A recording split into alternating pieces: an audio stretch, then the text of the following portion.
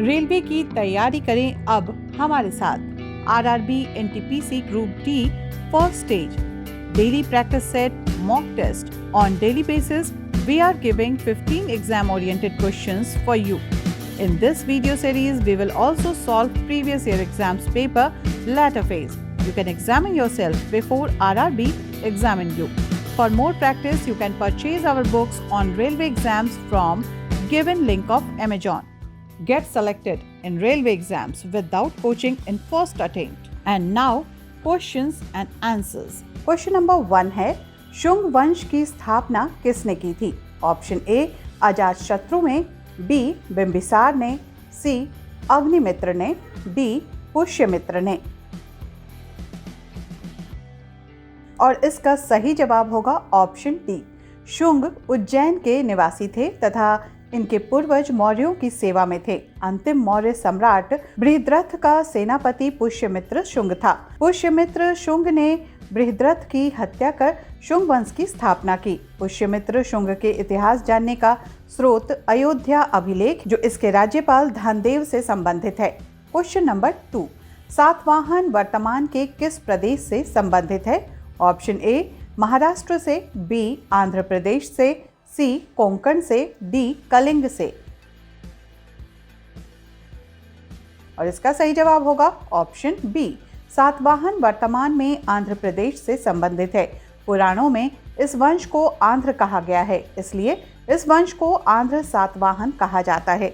इस वंश के शासक सातकर्मी प्रथम ने 2 अश्वमेध यज्ञ करवाए थे। क्वेश्चन नंबर 3, प्रसिद्ध ऐतिहासिक स्थान हम्पी कर्नाटक के किस जिले में स्थित है? Option A Bijapur, B Gulbarga, C Raipur, D Bellary. और इसका सही जवाब होगा ऑप्शन डी। प्रसिद्ध ऐतिहासिक स्थान हम्पी कर्नाटक के बेल्लारी जिले में स्थित है। विजयनगर राज्य का आधुनिकतम नाम हम्पी है। विजयनगर साम्राज्य की स्थापना हरिहर एवं बुक्का नामक 2 भाइयों ने की थी। क्वेश्चन नंबर 4 में आते हैं। किस मुगल सम्राट के दरबार में ब्रिटिश दूत टॉमस रो आया था? ऑप्शन ए होगा अकबर के, बी जहांगीर के, सी शाहजहां के, डी औरंगजेब के। और इसका सही जवाब है ऑप्शन बी। मुगल बादशाह जहांगीर के शासनकाल में 1605 से 1627 ईस्वी में टॉमस रो भारत आया था। क्वेश्चन नंबर 5, भारतीय राष्ट्रीय आंदोलन ने किस वर्ष के बाद उग्रवाद का रूप ग्रहण किया? ऑप्शन ए 1905 के बाद, बी 1917 के बाद, सी 1910 के बाद, डी 1857 के बाद। और इसका सही जवाब होगा ऑप्शन ए 1905 के बाद भारतीय राष्ट्रीय आंदोलन ने उग्रवाद का रूप ग्रहण कर लिया। क्वेश्चन नंबर 6, सहायक संधि किस गवर्नर के काल में हुई थी? ए लॉर्ड वेलेजली के, बी कार्नवालिस के, सी वॉरेन हेस्टिंग्स के, डी रॉबर्ट क्लाइव के। और इसका सही जवाब होगा ऑप्शन ए लॉर्ड वेलेजली ने सहायक संधि की प्रथा शुरू की।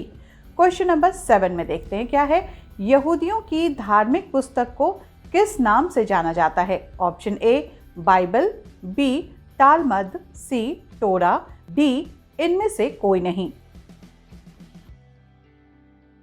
और इसका सही जवाब है ऑप्शन ए यहूदियों की धार्मिक पुस्तक को बाइबल तथा मुसलमानों की धार्मिक पुस्तक को कुरान के नाम से जाना जाता है। क्वेश्चन नंबर 8, डंकन पैसेज किसके मध्य स्थित है?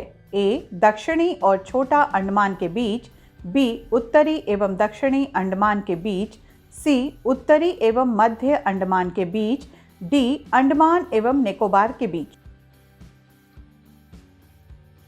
और इसका सही जवाब होगा ऑप्शन ए डंकन पैसेज दक्षिणी और छोटा अंडमान के बीच है। 10 डिग्री चैनल अंडमान और निकोबार को अलग करती है। क्वेश्चन नंबर 9, भारतीय प्रमुख बंदरगाहों में से कौन सा बंदरगाह प्राकृतिक बंदरगाह नहीं है? ए मुंबई का, बी कोचिन, सी मार्म गोवा, डी पाराद्वीप। और इसका सही जवाब है ऑप्शन डी पाराद्वीप उड़ीसा राज्य के पूर्वी तट पर स्थित एक गहरा बंदरगाह है। ये एक कृत्रिम बंदरगाह है। इसका विकास पूर्वी तट पर सभी मौसमों में व्यापार करने के लिए किया गया है। सन 1966 ईस्वी में इसे बड़ा बंदरगाह घोषित किया गया। क्वेश्चन नंबर 10, मृत सागर कहां पर स्थित है? ऑप्शन ए इजराइल और जॉर्डन के बीच, बी मोरक्को और स्पेन के बीच, सी इराक और ईरान के बीच, डी उज्बेकिस्तान और कजाकिस्तान के बीच। और इसका सही जवाब होगा ऑप्शन ए। मृत सागर इजराइल और जॉर्डन के मध्य स्थित है। समुद्री लवणता जब जल में अधिक हो जाती है तब उसे मृत सागर कहा जाने लगता है। और अब हम पहुंचते हैं क्वेश्चन नंबर 11 पर।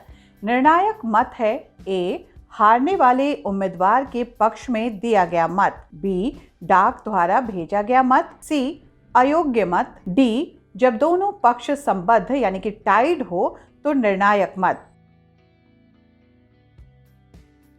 और इसका सही जवाब है ऑप्शन डी।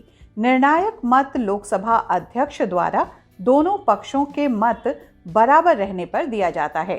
और इस तरह हम आगे बढ़ते हैं और पहुंचते हैं क्वेश्चन नंबर 12 में। निम्नलिखित में से कौन संयुक्त राष्ट्र संघ के सुरक्षा परिषद का स्थायी सदस्य नहीं है? ए चीन, बी रूस, सी फ्रांस, डी भारत। और इसका सही जवाब होगा ऑप्शन डी।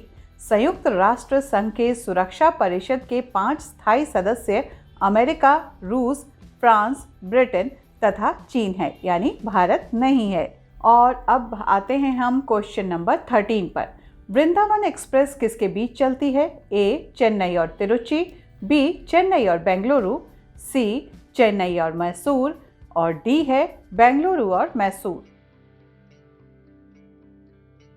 और इसका सही जवाब है option B. Vrindavan express Chennai और बेंगलुरु के बीच चलती है। Question number 14। एक पंप 2 सेकंड में 180 किलोग्राम जल 4 मीटर की ऊंचाई तक उठाता है। पंप की सामर्थ्य है A 1800 watt, B 7200 watt, C 4500 watt, D 3600 watt. और इसका सही जवाब होगा ऑप्शन डी। सामर्थ्य P = 3600 वॉट। और अब हम आते हैं इस सेट के आखिरी क्वेश्चन में, जो है क्वेश्चन नंबर 15। मानव रुधिर का pH मान क्या है? ए 7.2, बी 7.8, सी 6.6, डी 7.4। और इसका सही जवाब होगा ऑप्शन डी। स्वस्थ मनुष्य में लगभग 5 से 6 लीटर रुधिर होता है, जिसका pH मान 7.4 होता है। ये एक तरल संयोजी ऊतक है जो 2 भागों से मिलकर बना होता है। प्लाज्मा 55% एवं रुधिराणु 45%। रुधिर का प्रमुख कार्य खाद्य पदार्थों एवं ऑक्सीजन का संवहन करना है।